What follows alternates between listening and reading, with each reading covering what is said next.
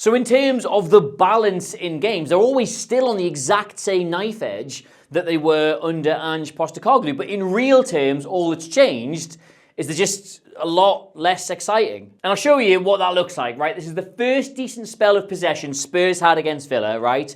And it comes about 13 minutes in. They win it back on the halfway line, great, get forward, great. Simmons drags them up the pitch and has to turn back to go to Paulinho. And if you stop it, when he gets that ball and look at his options, he has nothing going on in front of him. Neither Tell nor Davies are looking to get in behind here. Richarlison is not peeling off to the back post, so he moves it wide to Odegaard. And when he looks up, Richarlison is marked by 3 players and nobody's trying to join him in the box, so he goes back to Porro. And when he gets it, Odegaard now does not want it into this space, so he just tries to sling one in. It's not a terrible idea, but by this point, Villa are back in really good numbers. So inevitably, they recycle it. Gray could try and burst in here, but for some reason he doesn't, so they have to go back to the halfway line. Paulinho then takes it off Danzo. He gets turned, and for the second time in about 20 seconds, he looks up, and there is nothing he can do in front of him. So him, Porro, Gray, and Van de Ven hold on to it and end up back here. And you know what? Fair play, you had the ball in the final third, but you couldn't find anything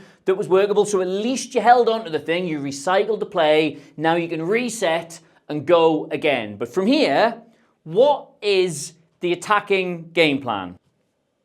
Anyone want to hazard a guess here? Like when they get the ball back in their own third and the opposition are kind of spaced out, what's the plan? What do they work on in training? What's step one in this situation? Well, nothing. Turns out he can't work it wide or through the middle, so he decides to just try and go over the top into Tell, which isn't a terrible idea, but the problem is he's running towards the touchline, not through on goal, so it kind of puts him in a bit of a dead end. And as tends to happen in dead ends, Villa take the ball off him, and just you watch what happens next. They beat the first line of pressure in their own box. They sucker both the midfielders into trying to rush them and then take them out with one pass. Porro rushes over to try and cover, but doesn't get there. It's knocked off to Rodgers, and it takes a brilliant intervention from Van de Ven to get them out of quite serious trouble there. In the space of about 60 seconds, there are 2 glaring examples there. This is a team that has no cohesive plan for what to do in the final third, and as well, no cohesive plan for how to press. When you watch Tottenham at the minute, you see such little evidence in their play of